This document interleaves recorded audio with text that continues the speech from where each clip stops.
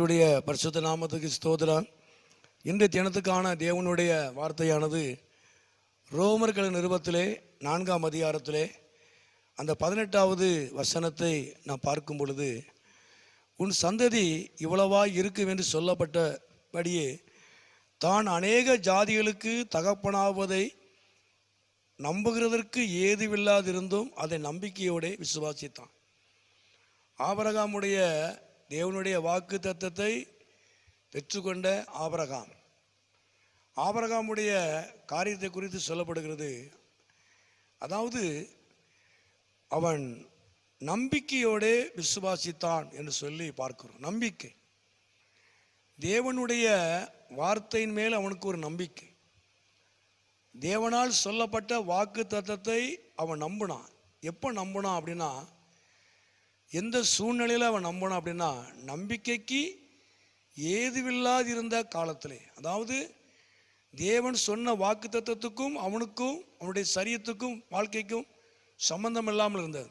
அவனுடைய சரீரம் செத்து போனது என்று வேதம் சொல்லுகிறது. அப்போது அப்படிப்பட்டதான நேரத்தில் நம்பிக்கைக்கு ஏதுவில்லாது இருந்தும் நம்பிக்கையோடு விசுவாசித்தான் என்று சொல்லப்படுகிறது. அப்போ உண்மையாகவே ஏதுவில்லாத காலத்தில், ஏதுவில்லாத நேரத்தில், அதாவது இது எப்படி நடக்குங்கிற ஒரு சந்தேகப்படுகிற ஒரு நேரத்தில் அவன் தேவனுடைய வாக்கு தத்தத்தை, தேவன் சொன்ன வார்த்தையை அவன் நம்பினான் என்று சொல்லி பார்க்கும். நம்பிக்கை, தேவன் மேலையும் தேவன் சொன்ன வாக்கு தத்தத்தையும் அவன் நம்பினான். அதாவது நம்புவதற்கு ஏதுவில்லாத ஒரு காலத்தில், நேரத்தில் கர்த்தரை அவன் நம்பினான். அது மாத்திரமல்ல, ரெண்டாவதாக அந்த 20வது வசனத்தை பார்க்கும் பொழுது, தேவனுடைய வாக்குத்தத்தை குறித்து அவிசுவாசமாக சந்தேகப்படலை. அதாவது அவன் சந்தேகப்படாதவன். தேவனுடைய வார்த்தையை, தேவனுடைய வாக்கு தத்தத்தை, தேவனை அவன் சந்தேகப்படாதவன். எப்போ அவன் சந்தேகப்படலை அப்படின்னா, அதாவது காலதாமதம். 75வது வயசில் தேவன் அவனை அழைக்கிறார், வாக்குத்தத்தம் பண்ணுகிறார்.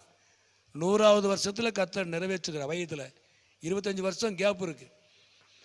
அப்போது வாக்கு தத்தம் காலதாமதமாவதை குறித்த அந்த நாட்களில் இது நடக்குமா நடக்கலையாங்கிற ஒரு சந்தேகம் அவனுக்கு வரலை. சந்தேகப்படாதவன், ஏதுவில்லாத காலத்தில் தேவனை நம்பினான். காலதாமதமான காலத்தில் அவன் தேவனை சந்தேகப்படாத ஒரு மனிதன் ஆபிரகாம். தேவனையும் தேவனுடைய வாக்குத்தத்தை குறித்து அவன் சந்தேகப்படலை. 3வது 21 வாசிக்கும் பொழுது, அதாவது தேவனை மகிமைப்படுத்தி விசுவாசத்தில் வல்லவன். கடைசி பகுதி 3வது, தேவனை மகிமைப்படுத்தினான். தேவனை வாக்கு தத்தத்தை பெறுவதற்கு முன்பதாகவே அவன் பெற்றுக்கொண்டதாக அவன் நினைத்து தேவனை மகிமைப்படுத்தினான். நாம் பெற்றுக்கொண்ட பிறகுதான் தேவனுக்கு நன்றி செலுத்துவோம், சாட்சி சொல்லுவோம், தேவனை மகிமைப்படுத்துவோம். ஆனால் ஆபிரகாம் தேவனுடைய வாக்கு தத்தத்தை பெறுவதற்கு முன்பதாக, நன்மைகளை பெறுவதற்கு முன்பதாகவே அவன் பெற்றுக்கொண்டதாக நினைத்து தேவனை மகிமைப்படுத்தினான் ஆபிரகாம். ஆகவே அவன் விசுவாசத்தில் வல்லவனானா, அது அவனுக்கு நீதியாக எண்ணப்பட்டது. தேவன் அவனை ஆசீர்வதித்தார், கனப்படுத்தினார். அவன் உண்மையாகவே நாட்களிலே நம்பிக்கைக்கு ஏதுவில்லாத காலத்தில் அவன் தேவனை நம்பினான். காலதாமதம் ஆன நாட்களில், நேரங்களில் அவன் தேவனையும் வார்த்தையும் குறித்து அவன் சந்தேகப்படாதபடி அதை விசுவாசித்தான். 3வது, பெற்றுக்கொள்வதற்கு முன்பதாகவே பெற்றுக்கொண்டதாக நினைத்து தேவனை மகிமைப்படுத்தினான், கனப்படுத்தினான், தேவனுக்கு நன்றி சொன்னான். விசுவாசத்தில் வல்லவனானா, தேவன் அவனை ஆசீர்வதித்து, அவனை சகலத்திலையும் ஆசீர்வதித்து கர்த்தர் அவனை உயர்த்தினார்.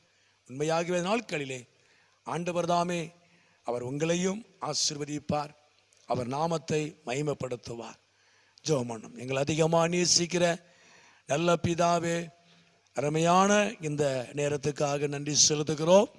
ஆபிரகாமை போல ஆண்டவரே, நாங்கள் உம்மையும் உம்முடைய வாக்குத்தத்தத்தையும் நாங்கள் நம்பத்தக்கதாக ஆண்டவரை சந்தேகப்படாமல் விசுவாசிக்கத்தக்கதாக, ஆண்டவரை உம்மை மகிமைப்படுத்தத்தக்கதாக கர்த்தர் நீர் உதவி செய்வீராக. இந்த சத்தத்தை கேட்டுக்கூட அருமையான நம்முடைய பிள்ளைகளை, குடும்பங்களை நீர் ஆசீர்வதியும். நம்முடைய நாமத்தை மகிமைப்படுத்தும். நீர் மகிமையான காரியங்களை செய்யும். இயேசுவின் நாமத்தில் ஜெபிக்கிறோம் நல்ல பிதாவே. ஆமேன், ஆமேன்.